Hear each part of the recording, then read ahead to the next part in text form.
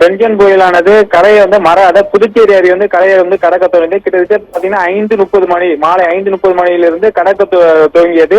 தலைப்பகுதி மற்றும் நடுப்பகுதியானது கடந்து விட்டது. அடுத்தபடியாக பாத்தீங்கன்னா கண் பகுதியானது கடக்கிறதுக்கான துவங்கி விட்டதாக அறிவிக்கப்பட்டுள்ளது. அதே மாதிரி பாத்தீங்கன்னா கடந்து கொண்டு இருப்பதாக தெரிகிறது.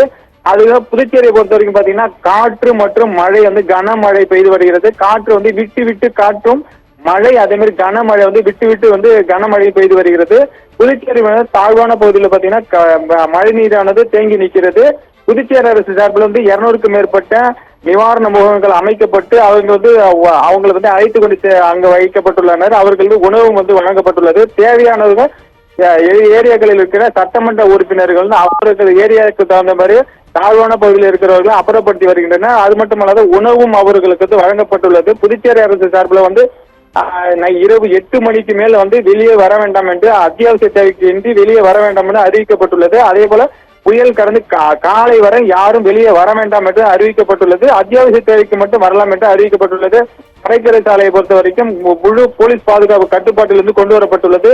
பொதுமக்கள் யாரும் கடற்கரை பகுதிக்கு வர வேண்டாம் என அறிவிக்கப்பட்டும் போலீஸ் கண்ட்ரோலையும் வர வைக்கப்பட்டுள்ளது. அதே போல வெள்ளி சனி ஞாயிறு நாட்களில் வந்து வெளியூரிலிருந்து வருவர்கள் வந்து புதுச்சேரியிலிருந்து அதிகமாக வருவார்கள். அவர்களையும் வந்து ஹோட்டலை விட்டு வெளியே வர வேண்டாம் என்று அறிவிக்கப்பட்டு அவர்களும் யாரும் வரவில்லை தற்பொழுது. ஆனாலும் புதுச்சேரி அரசு பொறுத்த வரைக்கும் தேவையான நடவடிக்கைகள் வந்து எடுக்கப்பட்டு வருகிறது. பிரவீன். ஜெயக்குமார், புயலுடைய முன்பகுதி தான் தற்போது கரையை கடந்து வருகிறது. ஒட்டுமொத்தமாக இதனுடைய அந்த ப்ராசஸ் அப்படின்னு சொல்லக்கூடிய அந்த புயல் கரையை கடக்கூடிய நிகழ்வு முடிவதற்கு 4 மணி நேரம் ஆகலாம் அப்படின்னு சொல்றாங்க. இந்த புயலுடைய முன்பகுதி கரையை கடக்கும் போதே காற்றின் வேகமும் மழையின் தாக்கமும் அதிகமாக இருக்கும் அப்படின்னு சொல்றாங்க. மரக்காணம் அருகே இது கரையை கடந்தாலும் கூட ஒட்டுமொத்த அந்த அளவு என்பது புதுச்சேரி, அதாவது சென்னையிலிருந்து புதுச்சேரிக்குள்ளாக மாமல்லபுரம் காரைக்காலுக்கு இடையே தான் கரையை கடக்கினாங்க. மரக்காணம் அருகே கரையை கடந்து வருது. கிட்டத்தட்ட இது தமிழகத்தினுடைய வட கடலோர பகுதியிலிருந்து 15 கிலோமீட்டர் தொலைவில் அந்த புயலானது நெருங்கிக் கொண்டு வரக்கூடிய சூழ்நிலையில காற்றின் வேகம் ஏற்கனவே கணித்தபடி தொடர்ந்து வானிலை ஆய்வு மையத்தினுடைய கூற்றுப்படி இந்த நிலை மாறவே இல்லை. புயல் கரையை கடக்கும் போது 70 முதல் 80 கிலோமீட்டர் வேகத்துல காற்று வீசினாங்க. இடையிடையே 90 கிலோமீட்டர் வேகத்தில் காற்று வீசினாங்கிறாங்க. நீங்க அங்க இருக்கீங்க, அந்த அளவுக்கான காற்றின் வேகம் அந்த மாதிரி இருக்காங்க நீங்க இருக்கக்கூடிய பகுதியில? புதுச்சேரியை பொறுத்த வரைக்கும் காற்றோட வேகம் வந்து ஒரு சில நேரத்தில் பலத்த காற்றும், சில நேரத்தில் அமைதியாகவும் இருக்கிறது. அதே மாதிரி மழையும் வந்து விட்டு விட்டு தான், அதாவது கனமழை பெய்கிறது, உடனே வந்து மழை வந்து லேசான மழை பெய்கிறது, உடனே பாத்தீங்கன்னா அதிக மழையும் பெய்கிறது. அதே மாதிரி மாறி மாறி தான் பெய்கிறது தவிர மற்றபடி வந்து ஒரே சீரான காற்றும் இல்லை, சீரான மழையும் இல்லை பிரவீன். அதே போல பாத்தீங்கன்னா புதுச்சேரி வந்து தாழ்வான பகுதி கிருஷ்ணா நகர், ரெயின்போ நகர் உள்ளிட்ட பூமியாம்பேட்டை, புசி வீதி உள்ளிட்ட பகுதிகளிலும் நகர பகுதியிலும் கிராம பகுதியிலும் மழை நீர் வந்து தேங்கி இருக்குது. அதே மாதிரி காமராஜ் சாலையில வந்து ஒரு தந்தி கம்பம் விழுந்து ஒரு ஆட்டோ மேல் விழுந்து ஆட்டோ வந்து சேதமடைந்திருக்குது. கிட்டத்தட்ட ஒரு 20க்கும் மேற்பட்ட இடங்கள் இருந்து மரம் வந்து சாய்ந்துள்ளது. அந்த வந்து தீயணைப்புத்துறை மற்றும் வனத்துறை சார்பில் வந்து அகற்றப்பட்டு வருகிறது.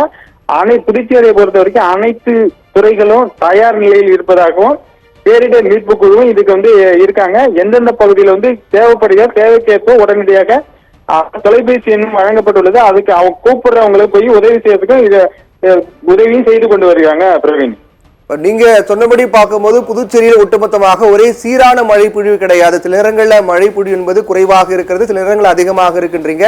ஆனா காற்றின் வேகம் மட்டும் அங்க அதிகமாக இருக்கு அப்படிங்கறத நீங்க சொல்றதுல இருந்து தெரிஞ்சு கொள்ள முடிகிறது. இதுக்கு முன்பாக இப்போ நேற்று இரவு முதலே இப்போ சென்னை, திருவள்ளூர், செங்கல்பட்டு, காஞ்சிபுரம் மாவட்டங்கள்ல நேற்று இரவு முதலே மழை என்பது தொடர்ந்து பெய்து கொண்டே வந்தது. தற்போது சில இடங்கள், குறிப்பாக இந்த சென்னை, செங்கல்பட்டு போன்ற மாவட்டங்கள்ல மழையின் தாக்கம் என்பது குறைந்திருக்கிறது. அப்படி பார்த்தோம் என்றால் புதுச்சேரியில நேற்று இரவு முதலே மழை பெய்ய தொடங்கியதா? ஒட்டுமொத்தமாக இதுவரை பெய்த மழையினுடைய தாக்கம் அங்க எப்படி இருக்கு பல்வேறு இடங்கள்ல? பிரவீன், நேற்று இரவு மழை புதுச்சேரியில சீரான மழை மட்டும்தான் இருந்தது. காலை 8:30 மணியிலிருந்து தான் மழை பெய்ய துவங்கியது. அதை பாத்தீங்கன்னா காலை 8:30 மணிலிருந்து மாலை 6 மணி வரைக்கும் 9 சென்டிமீட்டர் மழை வந்து பதிவாகிறதாக அறிவிப்பு வந்து வெளியிடப்பட்டுள்ளது. இருந்த போதிலும் பாத்தீங்கன்னா மழை வந்து இன்று இரவு, அதாவது 4 மணிக்கு மேலதான் அதிக கனமழை வந்து பெய்து வருகிறது. மற்றபடி பாத்தீங்கன்னா சீரான மழையே பெய்து வந்தது. பிரவீன், புதுச்சேரியில. ஜெயக்குமார், தொடர்ந்து அங்க இருக்கக்கூடிய செய்திகளை சேகரித்துக் கொண்டே இருங்க. இன்னும் புயல் முழுமையாக கரையை கடக்கவில்லை. புயலுடைய கண் பகுதி, அதாவது முன்பகுதி மட்டும்தான் கரையை தொட இருக்கிறது. அதனுடைய கண் பகுதி என்பது கரையை தொட இருக்கின்றது.